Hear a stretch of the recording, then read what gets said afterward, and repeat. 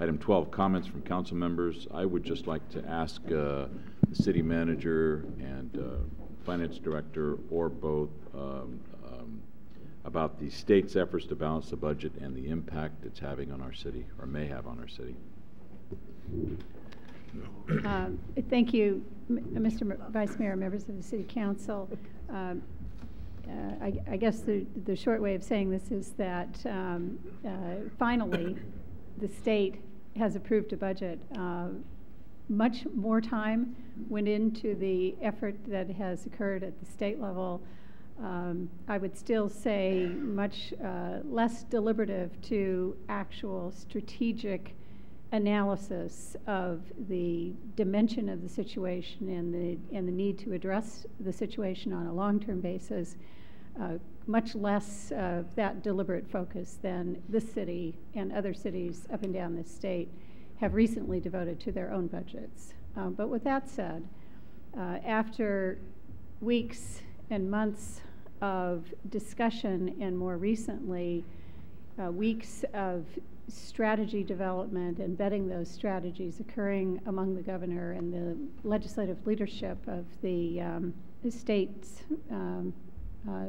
legislature, the state last week developed a budget that was finally and officially voted for approval by the State Assembly on Friday and signed by the governor today. That budget, as anticipated, includes serious additional taking from city revenues.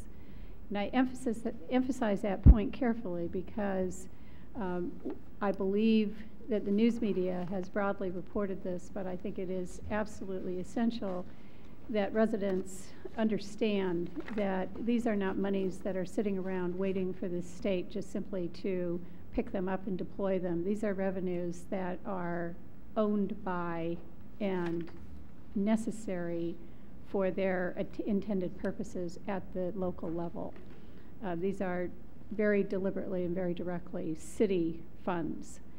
I'm going to ask the finance director to give you a brief overview of what this budget intends in terms of taking city revenues. I would just like to make one more brief comment, and that is that it was the situation that evolved with the budget that has now been signed was not as extreme as we feared, and most specifically a provision for taking highway users tax, or what's typically known as gas tax revenues, in their full amounts for 2 years. That was a proposal that was up until the very, very last minute continuing to be in the budget, was removed on the basis of opposition from some of our legislators who heard from their constituents and from local elected and appointed officials up and down the state, including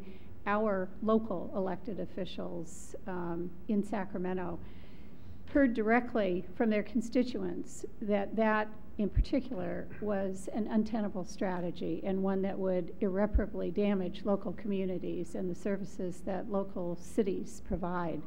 And it was at the urging and the specific action of legislators that that provision was removed. So as much as we certainly hoped for a more advantageous outcome, and there will be many long months of continuing struggle, if you will, and potential challenge to this budget, at least there was, we dodged one bullet, and that we're appreciative for that piece of good news. With that, I'm going to ask the finance director to briefly summarize the status of the budget as we know it at this time. Vice Mayor and members of the council, the governor today did sign the state budget after cutting an additional $489 million from that what the legislature had approved last Friday. We know fairly well the impact of the state budget on local governments, although the legislature still is going to need to pass in the next several weeks a number of cleanup bills, so something adverse might come from that, but we anticipate that the budget assigned is relatively clear. As the city manager indicated, the outcome is not good for cities and redevelopment agencies, but again, without the actions, probably the League of California Cities, it could have been worse. The state had a $26.3 billion budget gap that they were dealing with, and the budget includes cuts of $8.8 billion for education, $2.2 billion for health and human services, and $1.2 billion reduction for corrections, parks, and other state agencies. A total of $3.4 billion is being taken from local governments, from cities, counties, and special districts. And again, somewhat repeating what the city manager said, that the state has no right to this money, except for a small part of borrowing from Proposition 1A. The state doesn't even have a claim to this money. The nuns at St. Cyril's Elementary would call it stealing. Tell us how you really feel. As Willie Sutton, the bandit, said when asked why he robs banks, he said, because that's where the money is. And what the state is really doing is taking this money from local governments because they can. So in the Mercury News had a depiction, an illustration of a bridging the budget gap, and they indicated of the $26 billion that the state needed to fill, about $13 billion of that came from legitimate cuts.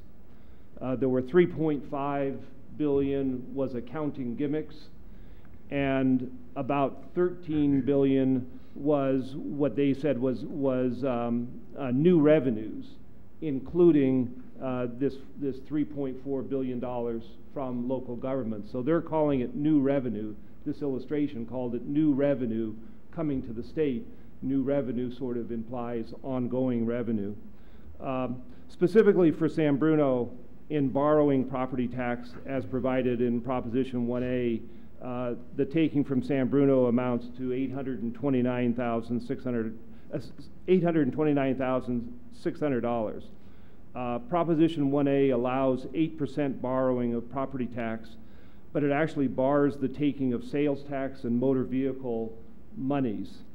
8% of the city's property tax really amounts to a little over $400,000.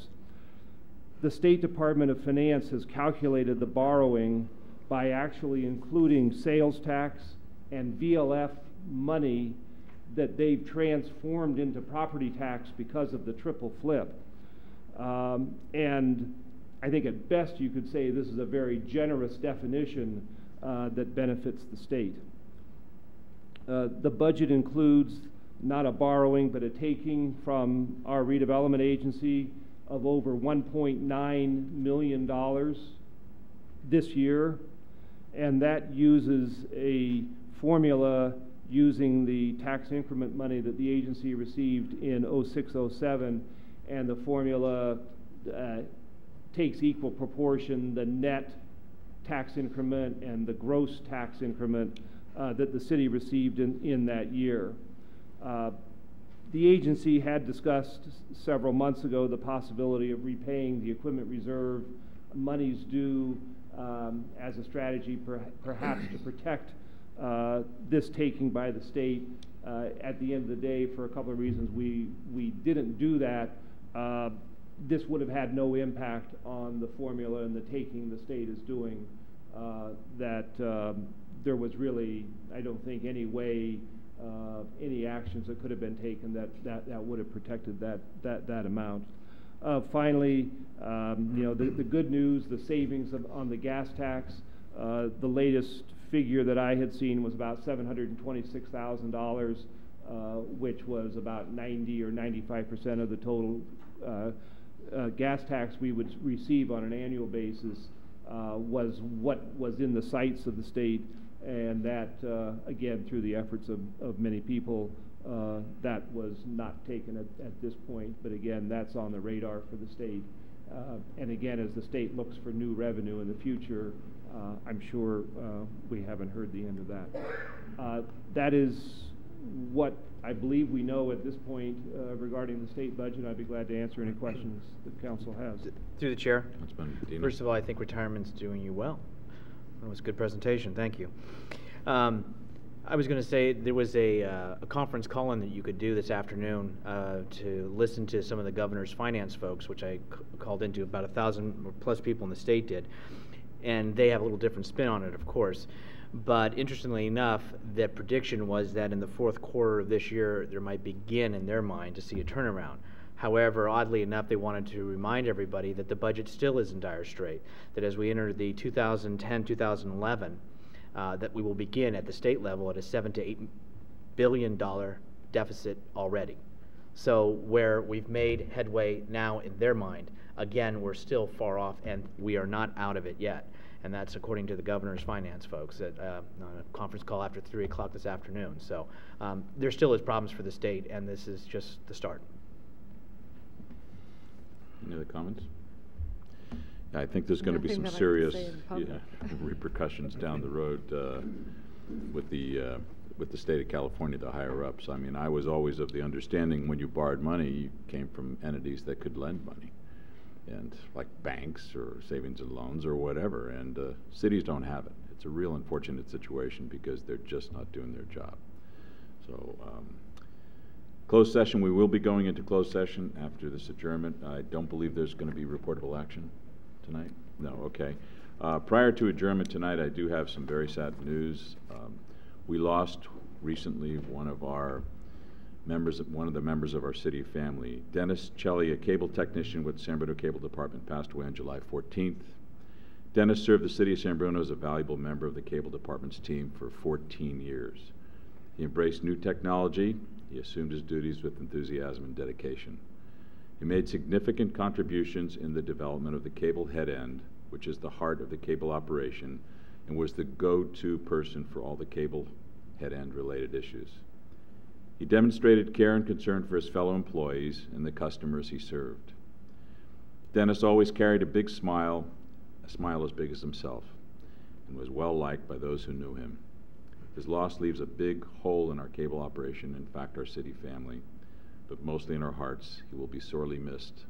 I ask you to say a special prayer for Dennis tonight and his young family, and I would like a moment of silence in his memory, please.